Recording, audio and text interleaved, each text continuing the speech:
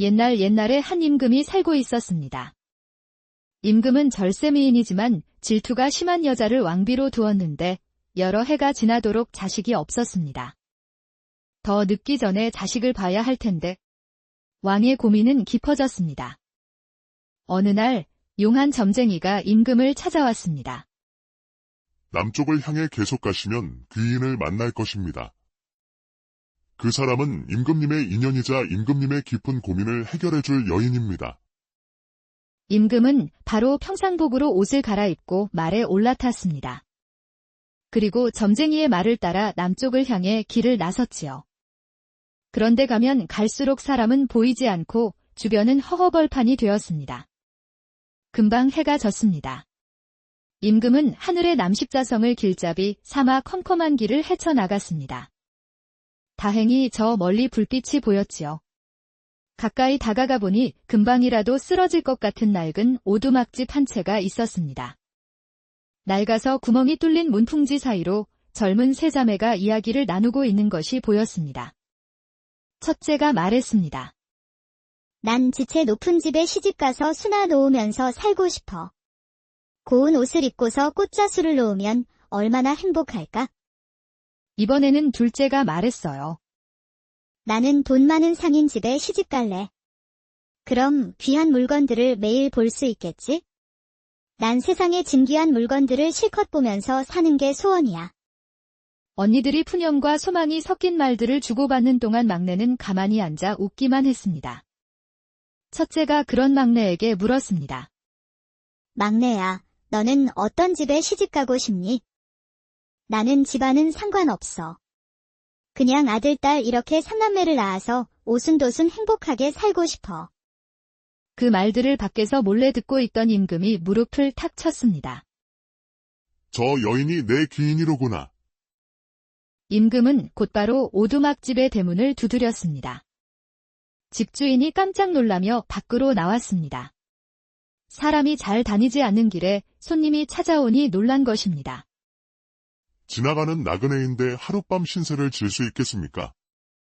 집주인은 눈앞의 사내가 범상치 않다는 것을 바로 알아차렸습니다.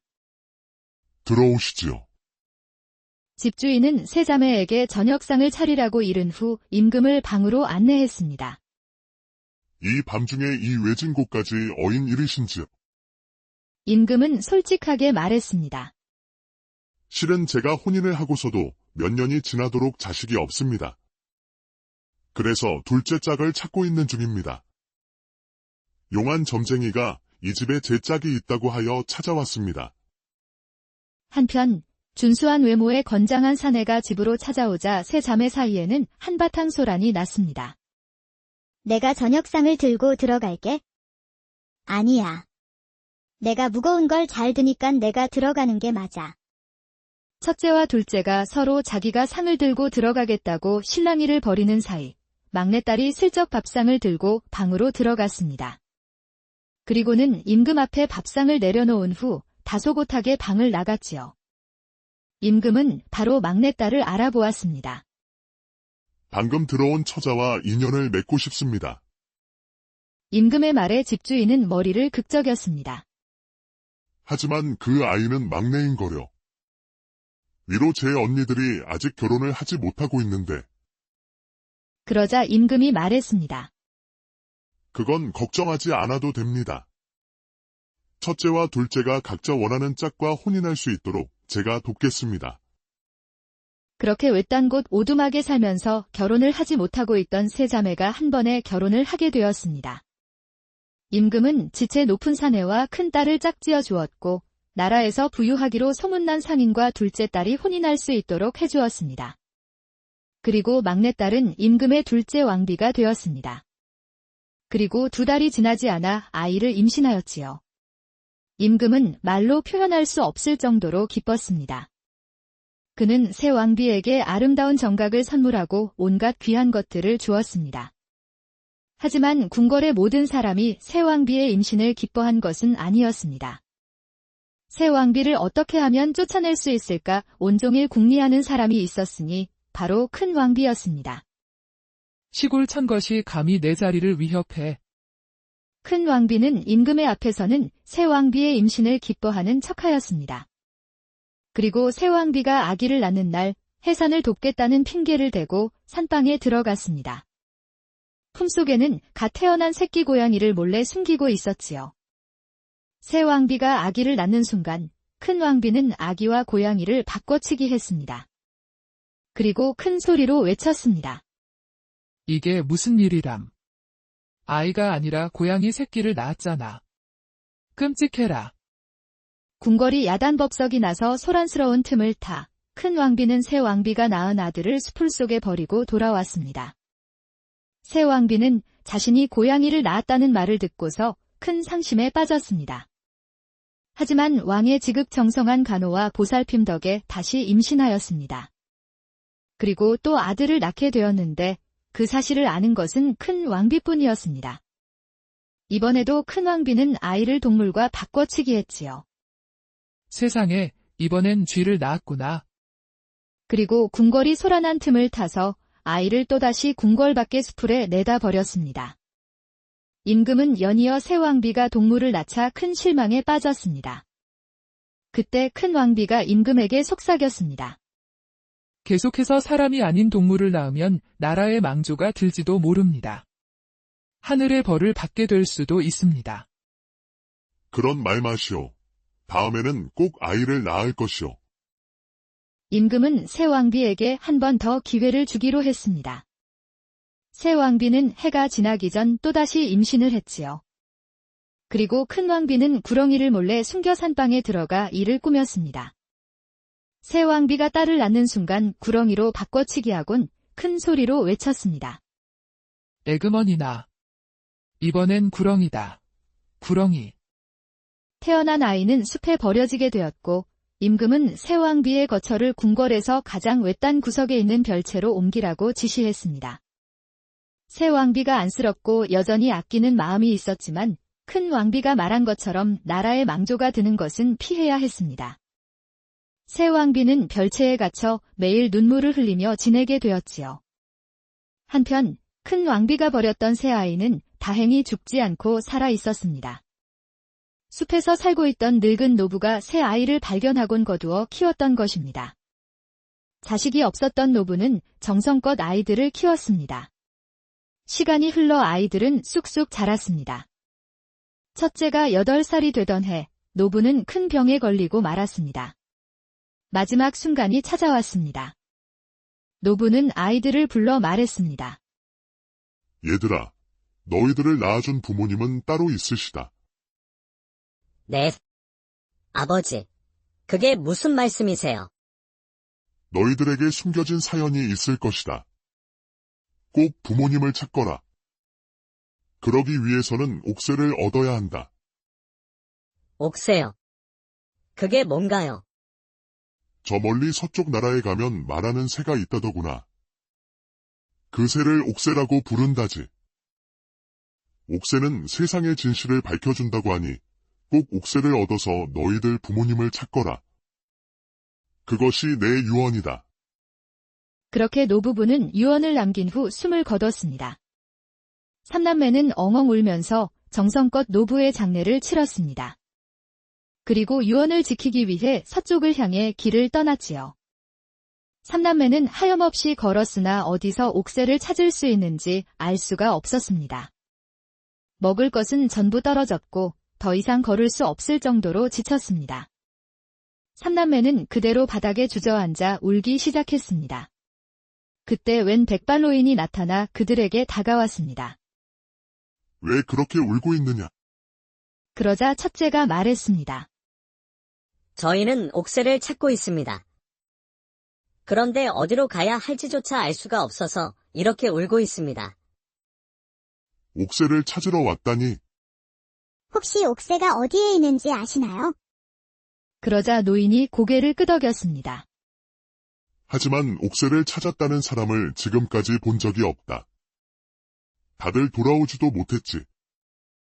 너희들에게 알려주는 것이 좋지 못하니 돌아가려무나. 그러자 둘째가 간절하게 말했습니다. 저희는 옥새를 꼭 찾아야 합니다. 저희 부모님의 유언이었어요. 꼭 알려주세요. 그러자 백발노인이 말했습니다. 저 길이 보이느냐? 노인이 가리킨 길은 갈림길 중에서도 아주 좁고 험악하였습니다. 한 사람도 겨우 걸어 나갈 수 있을 정도로 그 길이 좁았습니다. 저 길로 30리를 가야 한다. 보다시피 저 길은 혼자서만 갈 수 있지. 그리고 길의 끝에 다다를 때까지 절대 뒤를 돌아보아서는 안 된다. 어떤 일이 있어도 절대 뒤를 돌아보아선 안 돼. 반드시 명심하거라. 그 말을 남기곤 노인은 연기처럼 홀연히 사라졌습니다. 삼남매는 노인이 가리킨 길 앞에 섰습니다. 첫째가 길 입구의 막대기에 실을 묶었습니다. 내가 가서 옥새를 구해올게. 너희는 여기서 기다려. 실이 바닥으로 가라앉으면 내가 잘못되었다고 생각하고 그땐 둘째에 내가 옥새를 구해. 첫째는 실뭉치를 손에 들고서 작은 길을 따라 앞으로 나아가기 시작했습니다. 길은 좁고 험했지요. 첫째는 나무 뿌리에 걸려 넘어지고 돌에 걸려 넘어지면서도 묵묵하게 걸어 나갔습니다. 그런데 한참을 걷다 보니 소름 끼치게 차가운 기운이 몰려들기 시작했습니다. 그 순간 등 뒤에서 여자의 비명소리가 들렸습니다. 첫째는 깜짝 놀라서 저도 모르게 뒤를 돌아보았고 그대로 픽 쓰러져 정신을 잃었습니다. 첫째가 쓰러진 순간 막대기에 걸려있던 실이 축 아래로 쳐졌습니다. 둘째와 셋째는 굳은 얼굴로 서로를 바라보았습니다. 막내야, 내가 다녀올게. 형도 꼭 찾아서 올 테니 걱정하지 말고 여기서 기다려. 그렇게 둘째는 절대 뒤돌아보지 않겠다고 속으로 다짐하며 뚜벅뚜벅 길을 걸었습니다. 첫째가 풀어놓고 간 실을 손에 쥐고서 계속 앞을 향해 걸었습니다. 검은 숲에 다다를 때쯤 차가운 기운이 그에게 몰려들었지요. 둘째는 아무것도 느끼지 못하는 척하며 계속 앞으로 걸어갔습니다. 뒤에서 여자의 비명소리가 들렸지만 뒤돌아보지 않았습니다. 몇 걸음 더 걷는데 등 뒤에서 형의 목소리가 들렸습니다. 둘째야. 자신을 부르는 형의 목소리에 둘째는 저도 모르게 뒤를 돌아보고 말았습니다. 그리고 그대로 정신을 잃고 쓰러졌지요. 그 순간 길 입구의 나무 막대기에 묶여있던 실이 힘을 잃고 아래로 축 처졌습니다. 그것을 본 막내는 주먹을 꽉 쥐고 길 앞에 섰습니다. 내가 반드시 옥새를 찾을 거야. 오빠들도 내가 데리고 올 거야. 그리고 길을 따라 걷기 시작했습니다. 이윽고 찬 기운이 밀려왔고 비명소리가 들렸지만 무시했습니다. 이번에는 큰오빠의 목소리가 들렸지요. 막내야, 막내야, 나 좀 도와줘. 둘째, 오빠의 울음소리도 들렸습니다. 하지만 막내는 주먹을 불끈 쥐고 앞만 보고 걸어갔습니다. 한참을 걸었더니 어느새 검은 숲이 사라지고 아름다운 샘이 눈앞에 나타났습니다. 그리고 큰 나름들이 나무에 옥빛을 가진 새 한 마리가 앉아 있었습니다. 막내는 그 새에게 다가갔습니다. 내가 옥새니. 그러자 그 새가 정말로 말을 하는 것이었습니다. 네, 제가 말하는 새 옥새랍니다. 정말 저를 찾으셨군요. 옥새가 포르르 날아와 막내의 어깨 위에 앉았습니다. 그리고는 날개로 샘을 가리키며 말했습니다.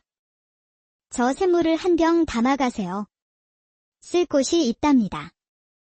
막내는 옥새가 시키는 대로 샘물을 한 병 가득 담아 다시 길을 되돌아 나가기 시작했습니다. 검은 숲은 청량한 숲으로 변해 있었는데 첫째와 둘째가 땅에 쓰러져 있는 것이 보였습니다. 막내가 두 사람에게 뛰어가는데 옥새가 말했습니다. 아까 담아온 물을 두 사람에게 뿌리세요. 옥새가 시키는 대로 물을 뿌렸더니 놀랍게도 첫째와 둘째가 눈을 떴습니다. 두 사람은 기지개를 펴며 일어났지요. 첫째는 막내의 어깨에 앉아있는 새를 발견하고는 눈을 크게 떴습니다. 그 새가. 설마 옥새야. 오빠. 내가 옥새를 찾았어. 그렇게 세 사람은 옥새와 함께 무사히 집으로 돌아올 수 있었습니다.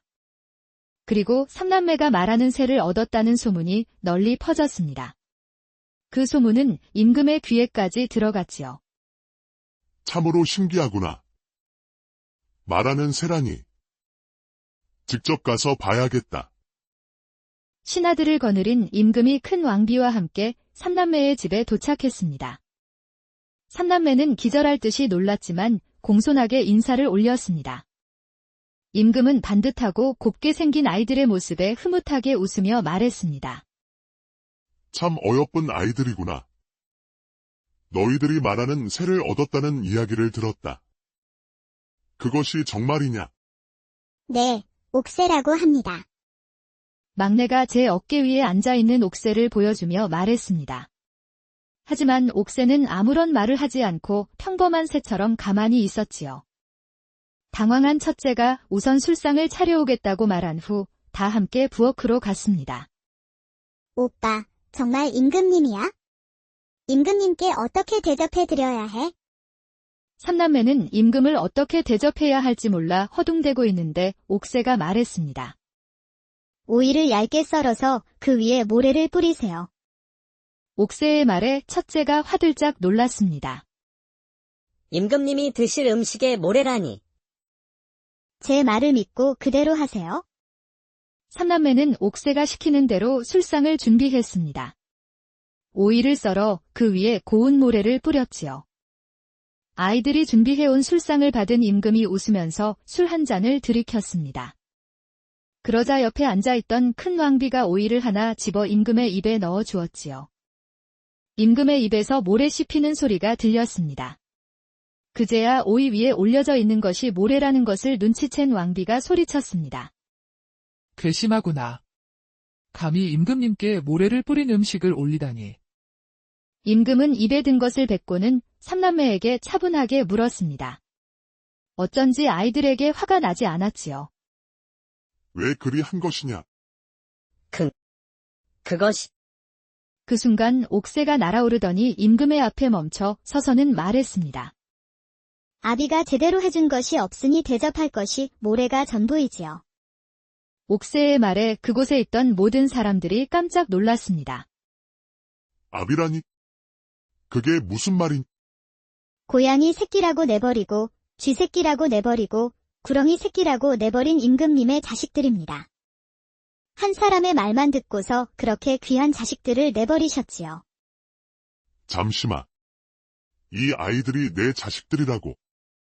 삼남매를 찬찬히 살펴보니 임금과 새 왕비의 얼굴을 빼닮은 것이 눈에 들어왔습니다. 그때 옆에서 우당탕 소리가 났습니다. 임금이 고개를 돌려 쳐다보니 얼굴이 파랗게 질린 큰 왕비가 뒷걸음질 치다가 술병을 엎은 것이 보였습니다. 그 순간 임금은 사건의 모든 전말을 깨달았습니다. 모두 당신이 꾸민 일이었군. 내 귀한 자식들을 감히 동물 새끼로 위장하여 속이다니. 죽을 죄를 지었습니다. 한 번만 봐주세요. 큰 왕비가 납작 몸을 엎드리며 울었습니다. 임금은 자리에서 일어나 큰 왕비를 지나쳐 삼남매에게 다가왔습니다. 그리고는 아이들을 끌어안았지요. 내가 어리석구나. 내가 어리석어 너희들을 몰라보았어. 정말 미안하다.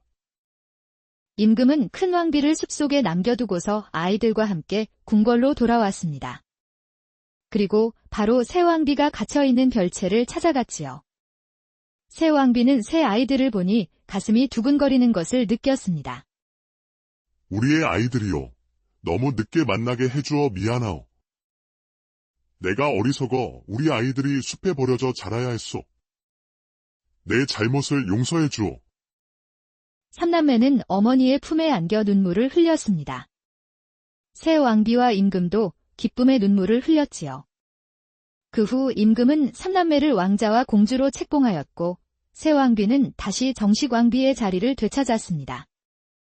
옥새는 궁궐에서 소중히 모셔졌고 임금이 어려운 판단을 내려야 할 때마다 진실을 말해주는 지혜로운 조언자가 되었다고 합니다. 삼남매가 그토록 험난한 시련을 이겨낼 수 있었던 것은 무엇 때문이었을까요? 아마도 서로를 아끼는 형제 그리고 부모를 찾으려는 옛날에 한 임금이 살고 있었습니다. 임금은 절세미인이지만 질투가 심한 여자를 왕비로 두었는데 여러 해가 지나도록 자식이 없었습니다. 더 늦기 전에 자식을 봐야 할 텐데 왕의 고민은 깊어졌습니다. 어느 날 용한 점쟁이가 임금을 찾아왔습니다. 남쪽을 향해 계속 가시면 귀인을 만날 것입니다. 그 사람은 임금님의 인연이자 임금님의 깊은 고민을 해결해줄 여인입니다. 임금은 바로 평상복으로 옷을 갈아입고 말에 올라탔습니다. 그리고 점쟁이의 말을 따라 남쪽을 향해 길을 나섰지요. 그런데 가면 갈수록 사람은 보이지 않고 주변은 허허벌판이 되었습니다. 금방 해가 졌습니다. 임금은 하늘의 남십자성을 길잡이 삼아 컴컴한 길을 헤쳐나갔습니다. 다행히 저 멀리 불빛이 보였지요. 가까이 다가가 보니 금방이라도 쓰러질 것 같은 낡은 오두막집 한 채가 있었습니다. 낡아서 구멍이 뚫린 문풍지 사이로 젊은 세 자매가 이야기를 나누고 있는 것이 보였습니다. 첫째가 말했습니다. 난 지체 높은 집에 시집가서 수나 놓으면서 살고 싶어. 고운 옷을 입고서 꽃자수를 놓으면 얼마나 행복할까? 이번에는 둘째가 말했어요. 나는 돈 많은 상인 집에 시집갈래. 그럼 귀한 물건들을 매일 볼 수 있겠지? 난 세상의 진귀한 물건들을 실컷 보면서 사는 게 소원이야. 언니들이 푸념과 소망이 섞인 말들을 주고받는 동안 막내는 가만히 앉아 웃기만 했습니다. 첫째가 그런 막내에게 물었습니다.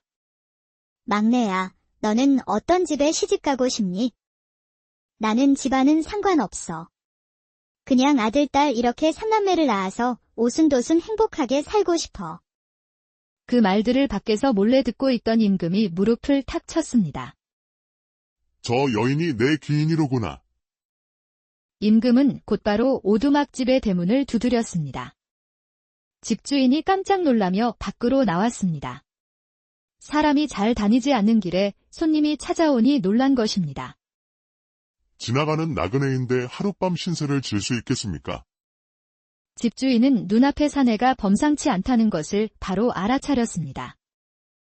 들어오시지요.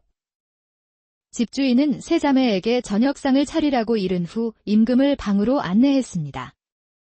이 밤중에 이 외진 곳까지 어인 이르신지요. 임금은 솔직하게 말했습니다. 실은 제가 혼인을 하고서도 몇 년이 지나도록 자식이 없습니다. 그래서 둘째 짝을 찾고 있는 중입니다. 용한 점쟁이가 이 집에 제 짝이 있다고 하여 찾아왔습니다.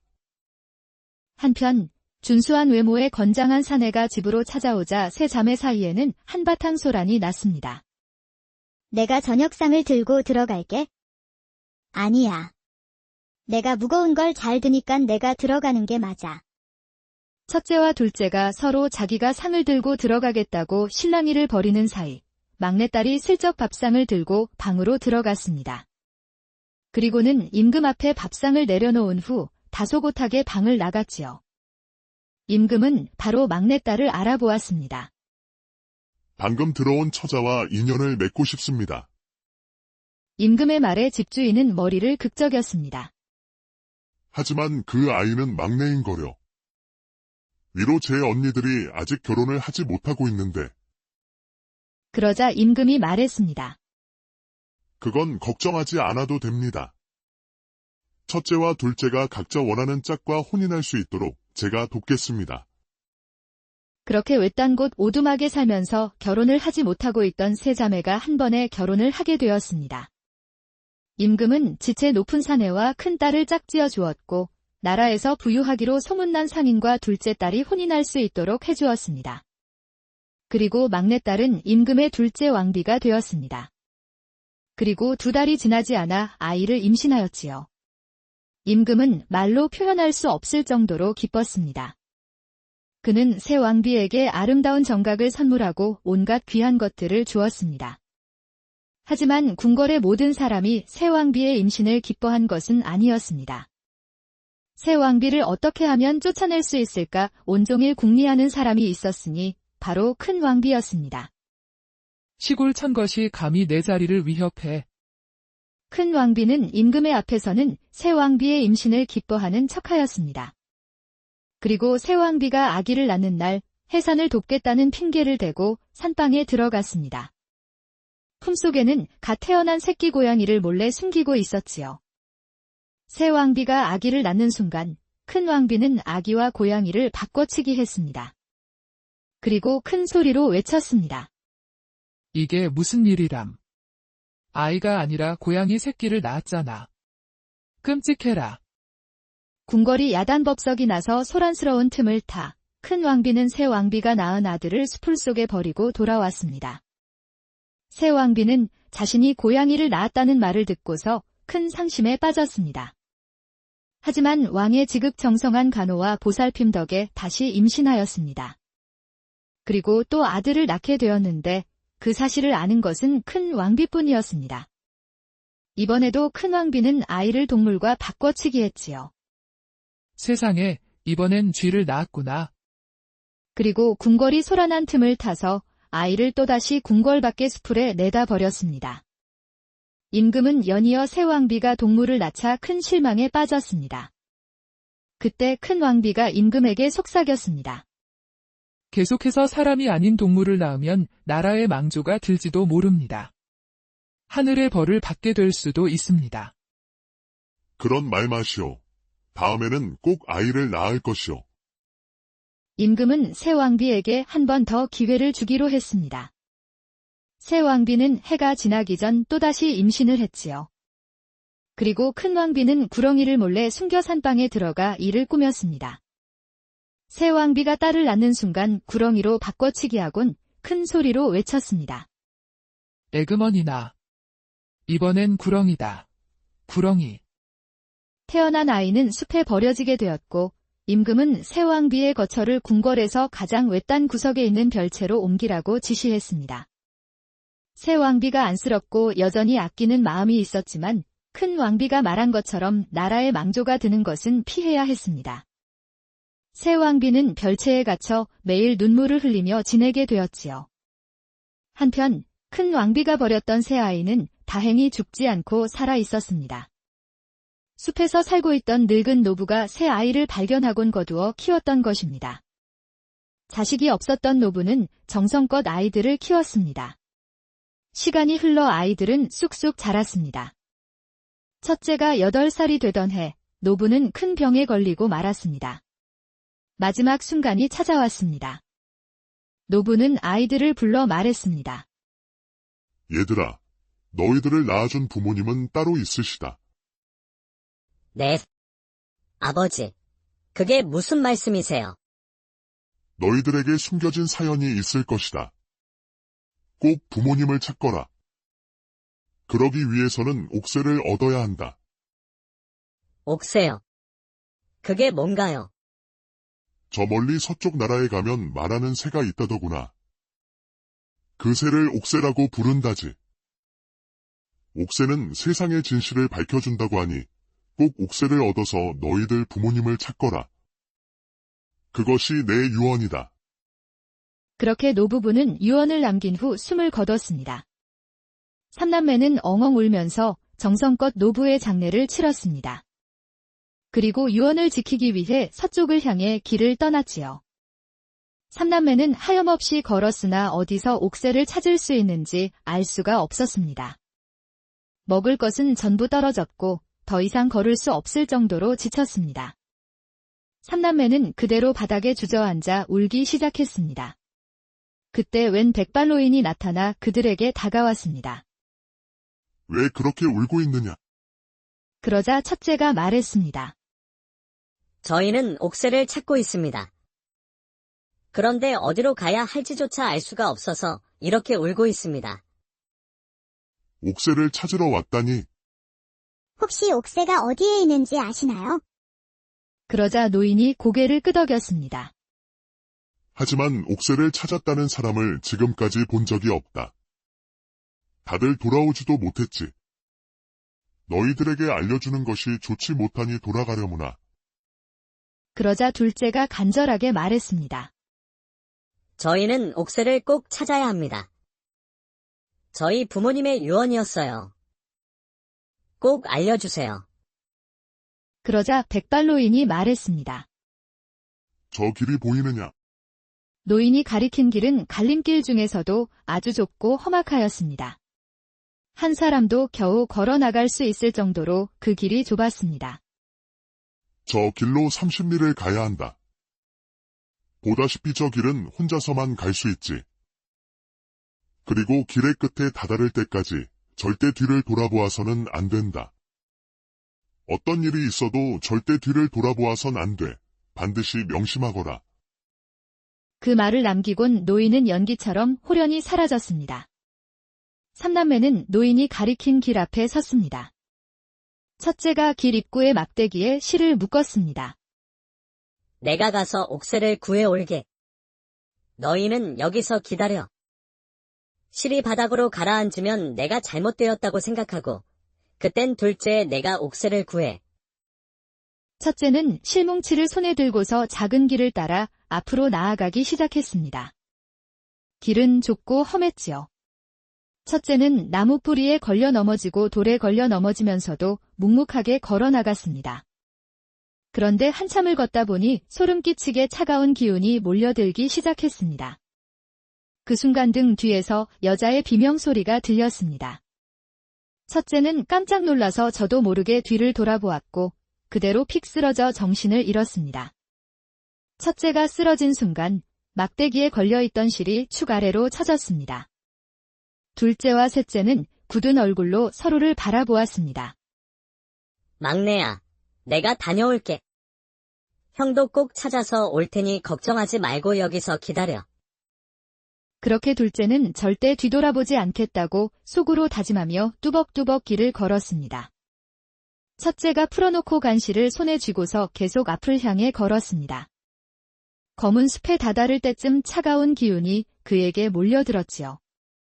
둘째는 아무것도 느끼지 못하는 척하며 계속 앞으로 걸어갔습니다. 뒤에서 여자의 비명소리가 들렸지만 뒤돌아보지 않았습니다. 몇 걸음 더 걷는데 등 뒤에서 형의 목소리가 들렸습니다. 둘째야. 자신을 부르는 형의 목소리에 둘째는 저도 모르게 뒤를 돌아보고 말았습니다. 그리고 그대로 정신을 잃고 쓰러졌지요. 그 순간 길 입구의 나무 막대기에 묶여있던 실이 힘을 잃고 아래로 축 처졌습니다. 그것을 본 막내는 주먹을 꽉 쥐고 길 앞에 섰습니다. 내가 반드시 옥새를 찾을 거야. 오빠들도 내가 데리고 올 거야. 그리고 길을 따라 걷기 시작했습니다. 이윽고 찬 기운이 밀려왔고 비명소리가 들렸지만 무시했습니다. 이번에는 큰오빠의 목소리가 들렸지요. 막내야, 막내야, 나 좀 도와줘. 둘째, 오빠의 울음소리도 들렸습니다. 하지만 막내는 주먹을 불끈 쥐고 앞만 보고 걸어갔습니다. 한참을 걸었더니 어느새 검은 숲이 사라지고 아름다운 샘이 눈앞에 나타났습니다. 그리고 큰 나름들이 나무에 옥빛을 가진 새 한 마리가 앉아 있었습니다. 막내는 그 새에게 다가갔습니다. 내가 옥새니. 그러자 그 새가 정말로 말을 하는 것이었습니다. 네, 제가 말하는 새 옥새랍니다. 정말 저를 찾으셨군요. 옥새가 포르르 날아와 막내의 어깨 위에 앉았습니다. 그리고는 날개로 샘을 가리키며 말했습니다. 저 샘물을 한 병 담아가세요. 쓸 곳이 있답니다. 막내는 옥새가 시키는 대로 샘물을 한 병 가득 담아 다시 길을 되돌아 나가기 시작했습니다. 검은 숲은 청량한 숲으로 변해 있었는데 첫째와 둘째가 땅에 쓰러져 있는 것이 보였습니다. 막내가 두 사람에게 뛰어가는데 옥새가 말했습니다. 아까 담아온 물을 두 사람에게 뿌리세요. 옥새가 시키는 대로 물을 뿌렸더니 놀랍게도 첫째와 둘째가 눈을 떴습니다. 두 사람은 기지개를 펴며 일어났지요. 첫째는 막내의 어깨에 앉아있는 새를 발견하고는 눈을 크게 떴습니다. 그 새가. 설마 옥새야. 오빠. 내가 옥새를 찾았어. 그렇게 세 사람은 옥새와 함께 무사히 집으로 돌아올 수 있었습니다. 그리고 삼남매가 말하는 새를 얻었다는 소문이 널리 퍼졌습니다. 그 소문은 임금의 귀에까지 들어갔지요. 참으로 신기하구나. 말하는 새라니. 직접 가서 봐야겠다. 신하들을 거느린 임금이 큰 왕비와 함께 삼남매의 집에 도착했습니다. 삼남매는 기절할 듯이 놀랐지만 공손하게 인사를 올렸습니다. 임금은 반듯하고 곱게 생긴 아이들의 모습에 흐뭇하게 웃으며 말했습니다. 참 어여쁜 아이들이구나. 너희들이 말하는 새를 얻었다는 이야기를 들었다. 그것이 정말이냐? 네, 옥새라고 합니다. 막내가 제 어깨 위에 앉아있는 옥새를 보여주며 말했습니다. 하지만 옥새는 아무런 말을 하지 않고 평범한 새처럼 가만히 있었지요. 당황한 첫째가 우선 술상을 차려오겠다고 말한 후 다 함께 부엌으로 갔습니다. 오빠, 정말 임금님이야? 임금님께 어떻게 대접해드려야 해? 삼남매는 임금을 어떻게 대접해야 할지 몰라 허둥대고 있는데 옥새가 말했습니다. 오이를 얇게 썰어서 그 위에 모래를 뿌리세요. 옥새의 말에 첫째가 화들짝 놀랐습니다. 임금님이 드실 음식에 모래라니. 제 말을 믿고 그대로 하세요. 삼남매는 옥새가 시키는 대로 술상을 준비했습니다. 오이를 썰어 그 위에 고운 모래를 뿌렸지요. 아이들이 준비해온 술상을 받은 임금이 웃으면서 술 한 잔을 들이켰습니다. 그러자 옆에 앉아있던 큰 왕비가 오이를 하나 집어 임금의 입에 넣어 주었지요. 임금의 입에서 모래 씹히는 소리가 들렸습니다. 그제야 오이 위에 올려져 있는 것이 모래라는 것을 눈치챈 왕비가 소리쳤습니다. 괘씸하구나. 감히 임금님께 모래를 뿌린 음식을 올리다니. 임금은 입에 든 것을 뱉고는 삼남매에게 차분하게 물었습니다. 어쩐지 아이들에게 화가 나지 않았지요. 왜 그리 한 것이냐? 그것이. 그 순간 옥새가 날아오르더니 임금의 앞에 멈춰 서서는 말했습니다. 아비가 제대로 해준 것이 없으니 대접할 것이 모래가 전부이지요. 옥새의 말에 그곳에 있던 모든 사람들이 깜짝 놀랐습니다. 아비라니? 그게 무슨 말인? 고양이 새끼라고 내버리고 쥐 새끼라고 내버리고 구렁이 새끼라고 내버린 임금님의 자식들입니다. 한 사람의 말만 듣고서 그렇게 귀한 자식들을 내버리셨지요. 잠시만. 이 아이들이 내 자식들이라고. 삼남매를 찬찬히 살펴보니 임금과 새 왕비의 얼굴을 빼닮은 것이 눈에 들어왔습니다. 그때 옆에서 우당탕 소리가 났습니다. 임금이 고개를 돌려 쳐다보니 얼굴이 파랗게 질린 큰 왕비가 뒷걸음질 치다가 술병을 엎은 것이 보였습니다. 그 순간 임금은 사건의 모든 전말을 깨달았습니다. 모두 당신이 꾸민 일이었군. 내 귀한 자식들을 감히 동물 새끼로 위장하여 속이다니. 죽을 죄를 지었습니다. 한 번만 봐주세요. 큰 왕비가 납작 몸을 엎드리며 울었습니다. 임금은 자리에서 일어나 큰 왕비를 지나쳐 삼남매에게 다가왔습니다. 그리고는 아이들을 끌어안았지요. 내가 어리석구나. 내가 어리석어 너희들을 몰라보았어. 정말 미안하다. 임금은 큰 왕비를 숲속에 남겨두고서 아이들과 함께 궁궐로 돌아왔습니다. 그리고 바로 새 왕비가 갇혀있는 별채를 찾아갔지요. 새 왕비는 새 아이들을 보니 가슴이 두근거리는 것을 느꼈습니다. 우리의 아이들이요. 너무 늦게 만나게 해주어 미안하오. 내가 어리석어 우리 아이들이 숲에 버려져 자라야 했소. 내 잘못을 용서해 주오. 삼남매는 어머니의 품에 안겨 눈물을 흘렸습니다.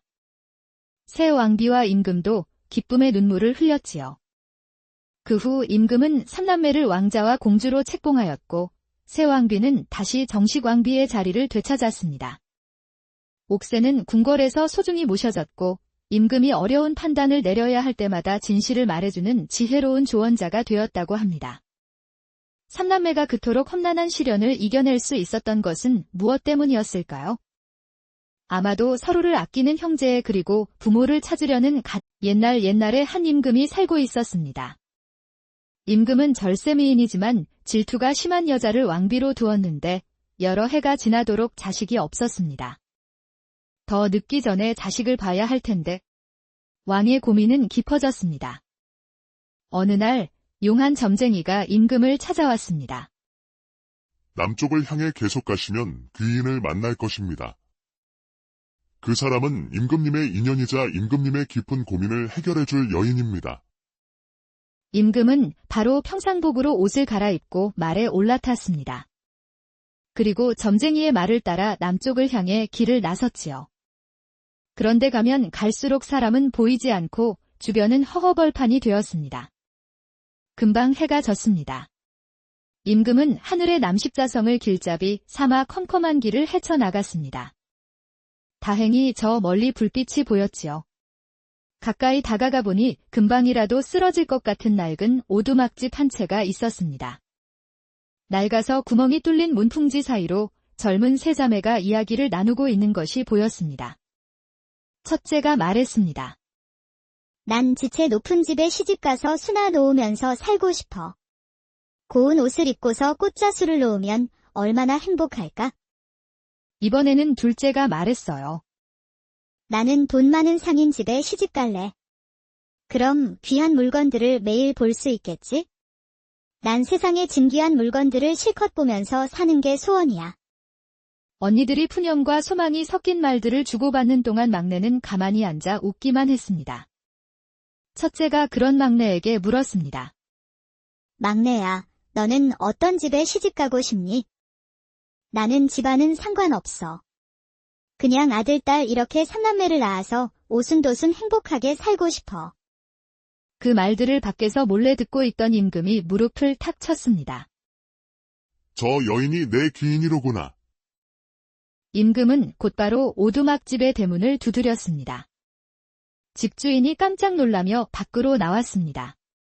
사람이 잘 다니지 않는 길에 손님이 찾아오니 놀란 것입니다.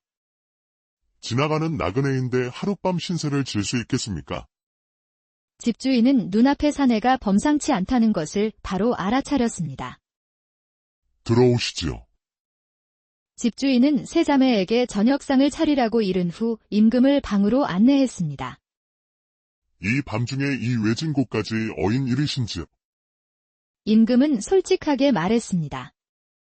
실은 제가 혼인을 하고서도 몇 년이 지나도록 자식이 없습니다. 그래서 둘째 짝을 찾고 있는 중입니다. 용한 점쟁이가 이 집에 제 짝이 있다고 하여 찾아왔습니다. 한편 준수한 외모의 건장한 사내가 집으로 찾아오자 세 자매 사이에는 한바탕 소란이 났습니다. 내가 저녁상을 들고 들어갈게. 아니야. 내가 무거운 걸 잘 드니까 내가 들어가는 게 맞아. 첫째와 둘째가 서로 자기가 상을 들고 들어가겠다고 실랑이를 벌이는 사이 막내딸이 슬쩍 밥상을 들고 방으로 들어갔습니다. 그리고는 임금 앞에 밥상을 내려놓은 후 다소곳하게 방을 나갔지요. 임금은 바로 막내딸을 알아보았습니다. 방금 들어온 처자와 인연을 맺고 싶습니다. 임금의 말에 집주인은 머리를 극적였습니다. 하지만 그 아이는 막내인 거려. 위로 제 언니들이 아직 결혼을 하지 못하고 있는데. 그러자 임금이 말했습니다. 그건 걱정하지 않아도 됩니다. 첫째와 둘째가 각자 원하는 짝과 혼인할 수 있도록 제가 돕겠습니다. 그렇게 외딴 곳 오두막에 살면서 결혼을 하지 못하고 있던 세 자매가 한 번에 결혼을 하게 되었습니다. 임금은 지체 높은 사내와 큰 딸을 짝지어 주었고 나라에서 부유하기로 소문난 상인과 둘째 딸이 혼인할 수 있도록 해주었습니다. 그리고 막내딸은 임금의 둘째 왕비가 되었습니다. 그리고 2달이 지나지 않아 아이를 임신하였지요. 임금은 말로 표현할 수 없을 정도로 기뻤습니다. 그는 새 왕비에게 아름다운 정각을 선물하고 온갖 귀한 것들을 주었습니다. 하지만 궁궐의 모든 사람이 새 왕비의 임신을 기뻐한 것은 아니었습니다. 새 왕비를 어떻게 하면 쫓아낼 수 있을까 온종일 궁리하는 사람이 있었으니 바로 큰 왕비였습니다. 시골 천것이 감히 내 자리를 위협해. 큰 왕비는 임금의 앞에서는 새 왕비의 임신을 기뻐하는 척하였습니다. 그리고 새 왕비가 아기를 낳는 날 해산을 돕겠다는 핑계를 대고 산방에 들어갔습니다. 품속에는 갓 태어난 새끼 고양이를 몰래 숨기고 있었지요. 새 왕비가 아기를 낳는 순간 큰 왕비는 아기와 고양이를 바꿔치기 했습니다. 그리고 큰 소리로 외쳤습니다. 이게 무슨 일이람. 아이가 아니라 고양이 새끼를 낳았잖아. 끔찍해라. 궁궐이 야단법석이 나서 소란스러운 틈을 타 큰 왕비는 새 왕비가 낳은 아들을 수풀 속에 버리고 돌아왔습니다. 새 왕비는 자신이 고양이를 낳았다는 말을 듣고서 큰 상심에 빠졌습니다. 하지만 왕의 지극정성한 간호와 보살핌 덕에 다시 임신하였습니다. 그리고 또 아들을 낳게 되었는데 그 사실을 아는 것은 큰 왕비뿐이었습니다. 이번에도 큰 왕비는 아이를 동물과 바꿔치기 했지요. 세상에, 이번엔 쥐를 낳았구나. 그리고 궁궐이 소란한 틈을 타서 아이를 또다시 궁궐 밖의 수풀에 내다 버렸습니다. 임금은 연이어 새 왕비가 동물을 낳자 큰 실망에 빠졌습니다. 그때 큰 왕비가 임금에게 속삭였습니다. 계속해서 사람이 아닌 동물을 낳으면 나라의 망조가 들지도 모릅니다. 하늘의 벌을 받게 될 수도 있습니다. 그런 말 마시오. 다음에는 꼭 아이를 낳을 것이오. 임금은 새 왕비에게 한 번 더 기회를 주기로 했습니다. 새 왕비는 해가 지나기 전 또다시 임신을 했지요. 그리고 큰 왕비는 구렁이를 몰래 숨겨 산방에 들어가 이를 꾸몄습니다. 새 왕비가 딸을 낳는 순간 구렁이로 바꿔치기하곤 큰 소리로 외쳤습니다. 에그머니나. 이번엔 구렁이다. 구렁이. 태어난 아이는 숲에 버려지게 되었고 임금은 새 왕비의 거처를 궁궐에서 가장 외딴 구석에 있는 별채로 옮기라고 지시했습니다. 새 왕비가 안쓰럽고 여전히 아끼는 마음이 있었지만 큰 왕비가 말한 것처럼 나라의 망조가 드는 것은 피해야 했습니다. 새 왕비는 별채에 갇혀 매일 눈물을 흘리며 지내게 되었지요. 한편 큰 왕비가 버렸던 새 아이는 다행히 죽지 않고 살아 있었습니다. 숲에서 살고 있던 늙은 노부가 새 아이를 발견하곤 거두어 키웠던 것입니다. 자식이 없었던 노부는 정성껏 아이들을 키웠습니다. 시간이 흘러 아이들은 쑥쑥 자랐습니다. 첫째가 8살이 되던 해, 노부는 큰 병에 걸리고 말았습니다. 마지막 순간이 찾아왔습니다. 노부는 아이들을 불러 말했습니다. 얘들아, 너희들을 낳아준 부모님은 따로 있으시다. 네. 아버지, 그게 무슨 말씀이세요? 너희들에게 숨겨진 사연이 있을 것이다. 꼭 부모님을 찾거라. 그러기 위해서는 옥새를 얻어야 한다. 옥새요. 그게 뭔가요? 저 멀리 서쪽 나라에 가면 말하는 새가 있다더구나. 그 새를 옥새라고 부른다지. 옥새는 세상의 진실을 밝혀준다고 하니 꼭 옥새를 얻어서 너희들 부모님을 찾거라. 그것이 내 유언이다. 그렇게 노부부는 유언을 남긴 후 숨을 거뒀습니다. 삼남매는 엉엉 울면서 정성껏 노부의 장례를 치렀습니다. 그리고 유언을 지키기 위해 서쪽을 향해 길을 떠났지요. 삼남매는 하염없이 걸었으나 어디서 옥새를 찾을 수 있는지 알 수가 없었습니다. 먹을 것은 전부 떨어졌고 더 이상 걸을 수 없을 정도로 지쳤습니다. 삼남매는 그대로 바닥에 주저앉아 울기 시작했습니다. 그때 웬 백발노인이 나타나 그들에게 다가왔습니다. 왜 그렇게 울고 있느냐? 그러자 첫째가 말했습니다. 저희는 옥새를 찾고 있습니다. 그런데 어디로 가야 할지조차 알 수가 없어서 이렇게 울고 있습니다. 옥새를 찾으러 왔다니. 혹시 옥새가 어디에 있는지 아시나요? 그러자 노인이 고개를 끄덕였습니다. 하지만 옥새를 찾았다는 사람을 지금까지 본 적이 없다. 다들 돌아오지도 못했지. 너희들에게 알려주는 것이 좋지 못하니 돌아가려무나. 그러자 둘째가 간절하게 말했습니다. 저희는 옥새를 꼭 찾아야 합니다. 저희 부모님의 유언이었어요. 꼭 알려주세요. 그러자 백발노인이 말했습니다. 저 길이 보이느냐? 노인이 가리킨 길은 갈림길 중에서도 아주 좁고 험악하였습니다. 한 사람도 겨우 걸어 나갈 수 있을 정도로 그 길이 좁았습니다. 저 길로 30리를 가야 한다. 보다시피 저 길은 혼자서만 갈 수 있지. 그리고 길의 끝에 다다를 때까지 절대 뒤를 돌아보아서는 안 된다. 어떤 일이 있어도 절대 뒤를 돌아보아선 안 돼. 반드시 명심하거라. 그 말을 남기곤 노인은 연기처럼 호련히 사라졌습니다. 삼남매는 노인이 가리킨 길 앞에 섰습니다. 첫째가 길 입구의 막대기에 실을 묶었습니다. 내가 가서 옥새를 구해 올게. 너희는 여기서 기다려. 실이 바닥으로 가라앉으면 내가 잘못되었다고 생각하고, 그땐 둘째에 내가 옥새를 구해. 첫째는 실뭉치를 손에 들고서 작은 길을 따라 앞으로 나아가기 시작했습니다. 길은 좁고 험했지요. 첫째는 나무 뿌리에 걸려 넘어지고 돌에 걸려 넘어지면서도 묵묵하게 걸어 나갔습니다. 그런데 한참을 걷다 보니 소름 끼치게 차가운 기운이 몰려들기 시작했습니다. 그 순간 등 뒤에서 여자의 비명소리가 들렸습니다. 첫째는 깜짝 놀라서 저도 모르게 뒤를 돌아보았고 그대로 픽 쓰러져 정신을 잃었습니다. 첫째가 쓰러진 순간 막대기에 걸려있던 실이 축 아래로 쳐졌습니다. 둘째와 셋째는 굳은 얼굴로 서로를 바라보았습니다. 막내야, 내가 다녀올게. 형도 꼭 찾아서 올 테니 걱정하지 말고 여기서 기다려.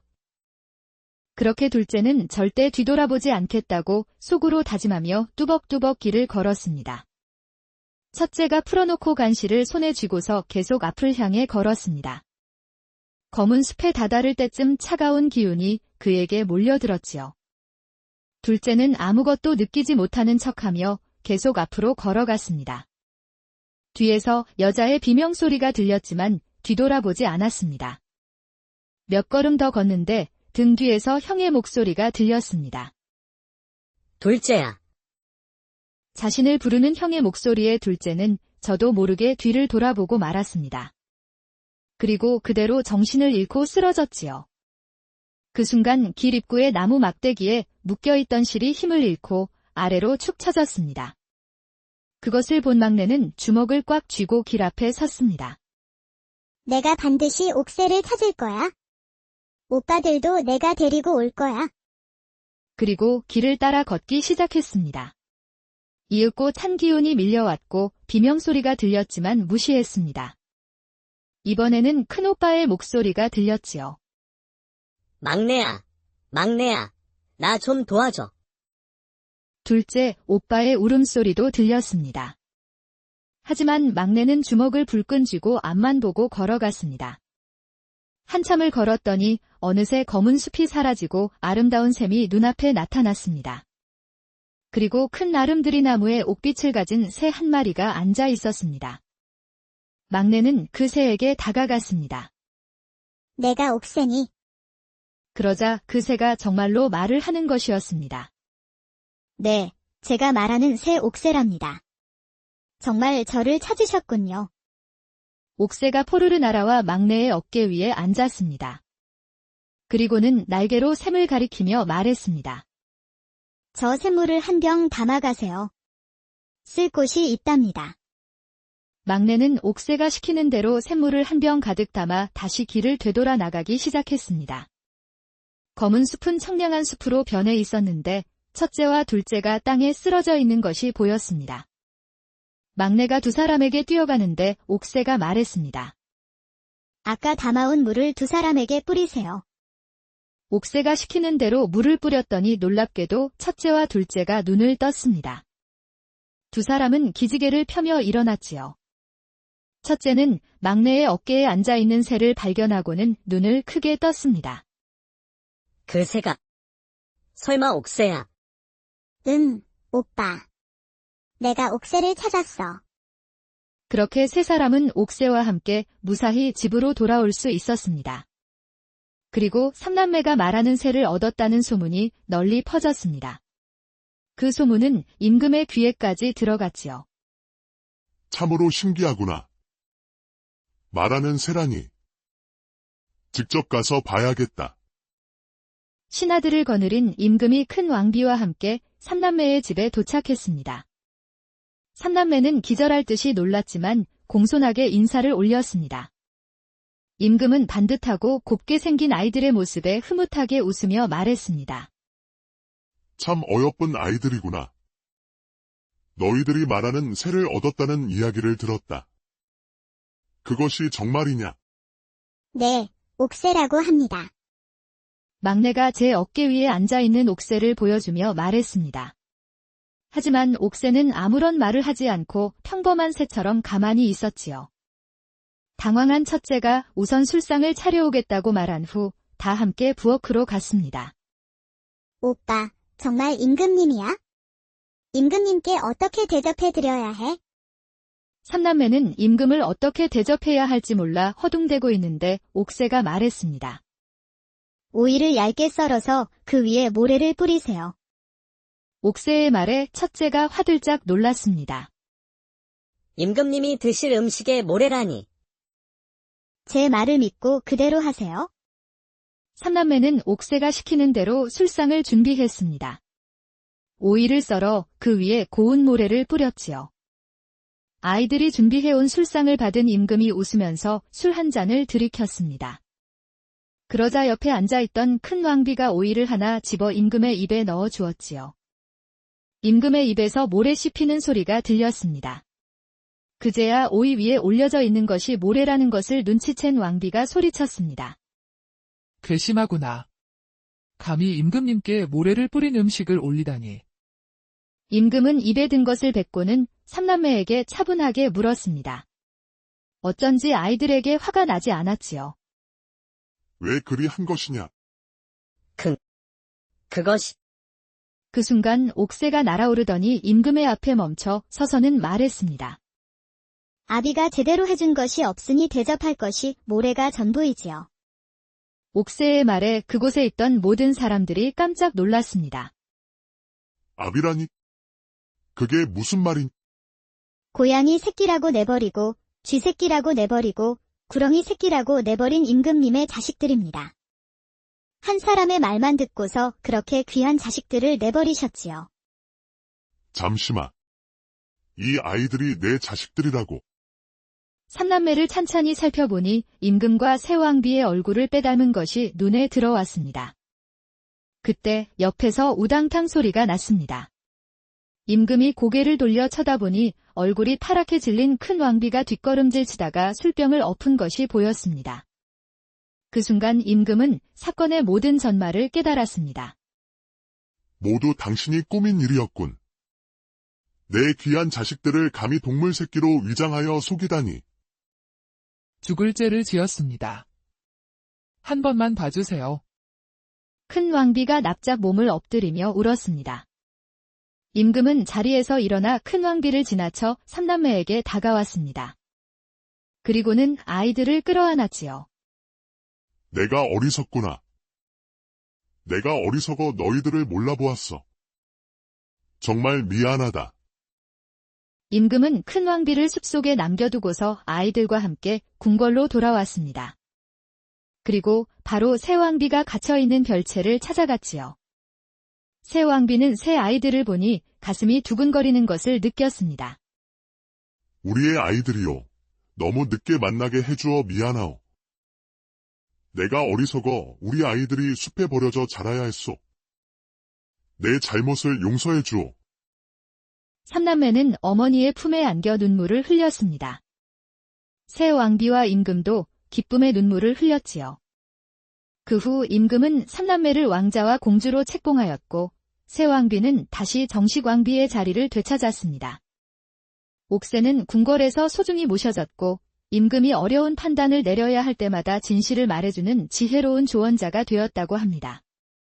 삼남매가 그토록 험난한 시련을 이겨낼 수 있었던 것은 무엇 때문이었을까요? 아마도 서로를 아끼는 형제 그리고 부모를 찾으려는 옛날에 한 임금이 살고 있었습니다. 임금은 절세미인이지만 질투가 심한 여자를 왕비로 두었는데 여러 해가 지나도록 자식이 없었습니다.